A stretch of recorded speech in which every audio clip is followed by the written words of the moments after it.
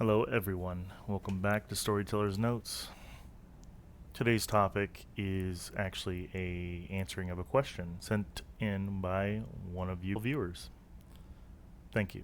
The question was, what is the difference between the Western vampires, aka kindred Canaanites or Canaanites, and Kuejin or One Kuei, the kindred of the East? So, in short, the Canaanites are biological humans cursed by God via lineage, whereas One Kuei are human souls that escaped hell to repossess their own corpses. They are an entirely separate supernatural species that happen to occupy a similar ecological niche. To become a vampire, a mortal is drained by a master infused with vitae to become a generational vector of sin. This produces a Canaanite. Whereas to become a Wan Kuei, the soul is condemned to Yomi Wan.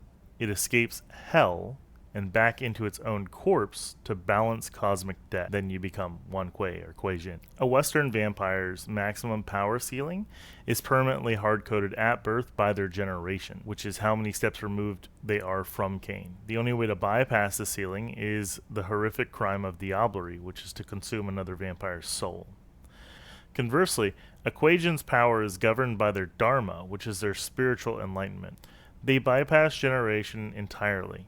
A newborn hungry dead who masters their cosmic understanding through severe meditation and philosophical trial can theoretically grow more powerful than an ancient ancestor. There are 5 primary dharmas that Kuejin follow to achieve enlightenment, and they also have a yin and yang state that alters their appearances and abilities.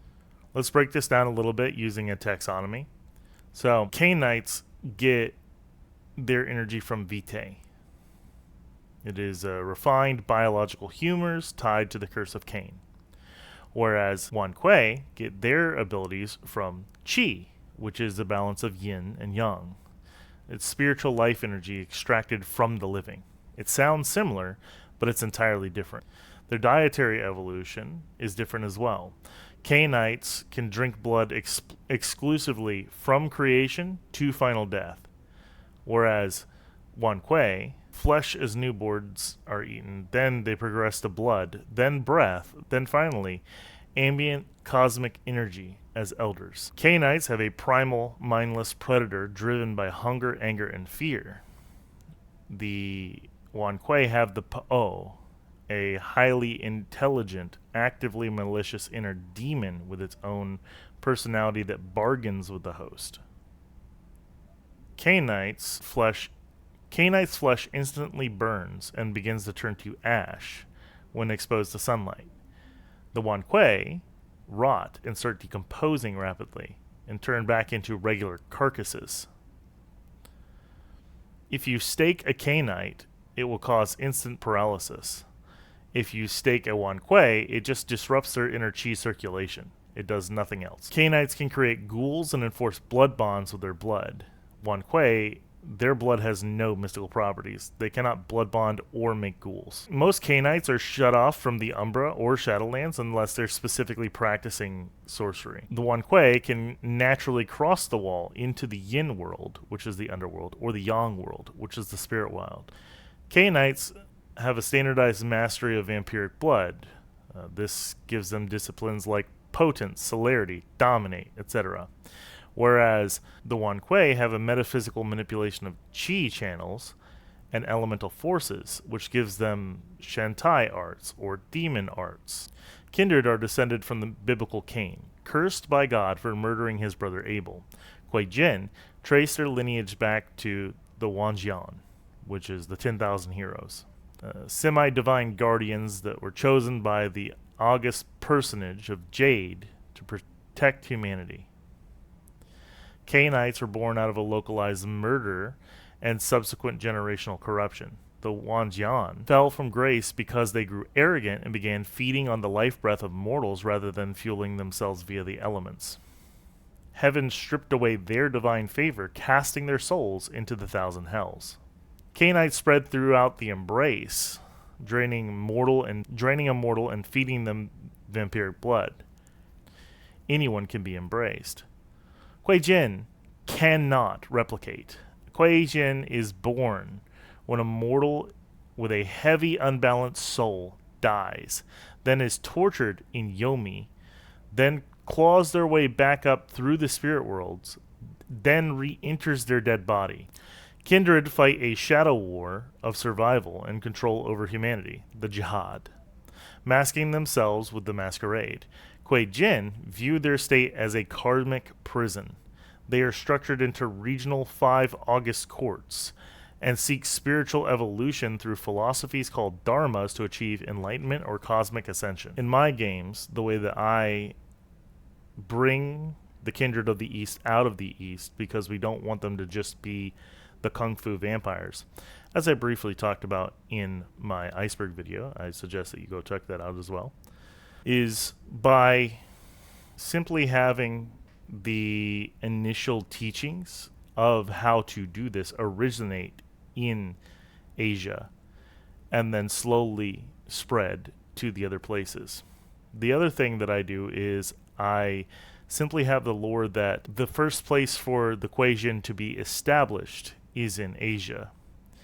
But in other cases, it's likely that these people that were able to come out simply get killed before they are able to actually establish any sort of organization. Essentially boiling this down to luck.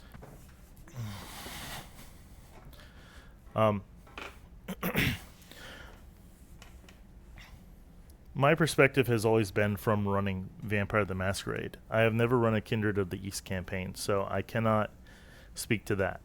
However, when running the One Kuei in your VTM game, I treat them as if they are simply another Camarilla type group that show up, they have their own structure, they have their own people, they are very strange, they present as vampires and yet they don't act like them.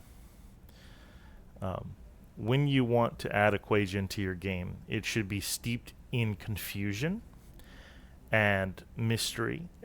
Everything around them should be vampiric coded, but off. Anyone that starts investigating them will start to wonder what they're looking at. But also, it should be very vampiric coded, as in if you're dealing with a young one.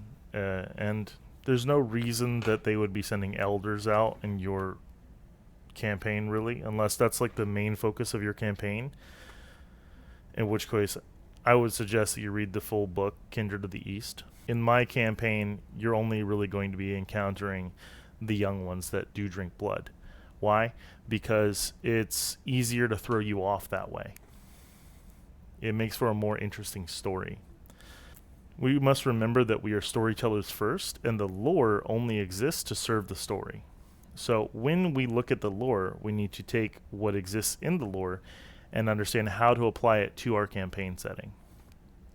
The 20-something that just got killed and brought back to life by drinking the blood out of a monster after a night of basically being sexual assaulted by the monster is not going to care at all about the vampiric lore.